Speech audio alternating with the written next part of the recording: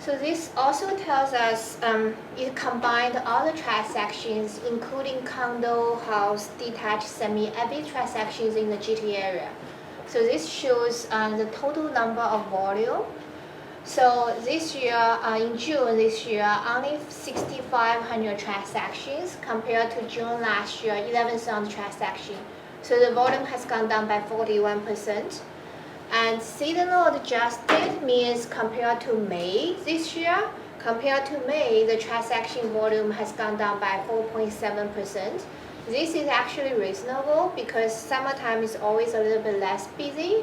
So seasonal adjusted number is what we expected. Seasonal selling price, average selling price compared to last year, it has gone up by 5%. Which is about the inflation, actually a little bit below the inflation because the inflation shows about 7% this year.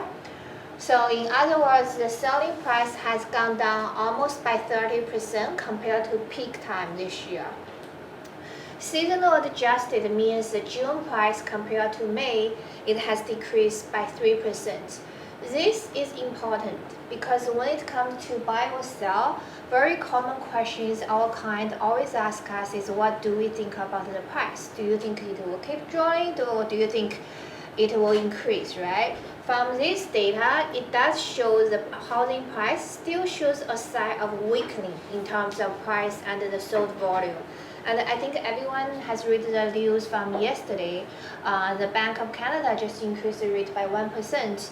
So this will further decline people's buying power. So in other words, we do expect the sales volume to continue to stay low. How about the price? Everyone asks me if the price will continue to drop. That I think it might be drop a little bit, but we don't expect too much of drop for a couple reasons. So the reason I don't think the price will decline too much is because of the supplies. So this is another indication. If we see the sold volume is the demand, the number of the new listing is our supply. So as we can see, the total volume of listing is similar to last year. So in June, in other words, in June we have 16,000 resale homes that's on the market for sale, and compared to last year, it's about the same number of months that's on sale. So in other words, even though there are less people buying, but there are not that many new listings on the market. I don't know if you guys feel the same. You're trying to take your client out for showings, but there are not that many homes available for us to select.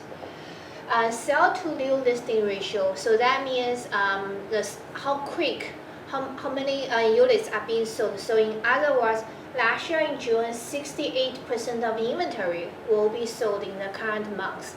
But this year, only 40% of the listings are getting sold. In other words, not every listings can sell, only 40% of the listings are getting sold. This actually is a very good time for us to demonstrate our value to our client, because if every listing can sell, the seller does not need to pick the agent. Only in tough markets, the seller needs to be more selective about who they choose, and it's also a great time for us to tell our client that we are not discounted brokers. We don't charge no commissions because there are a lot of extra works we need to provide to our client to make us sell happily. So all those data, depending on how you use it, yes, it shows a sign of weakening, but at the other time, it's a wonderful tool to show our client this is the best time for us to demonstrate our value to you as your agent. And also this is why we have to charge you a reasonable amount of commission. I don't know how much everyone charges in terms of listing commission, but we never charge 1%. We always charge more than that. And we always explain to our clients, now only the best realtors can make a sale happen. Okay, so this is how we talk to our clients.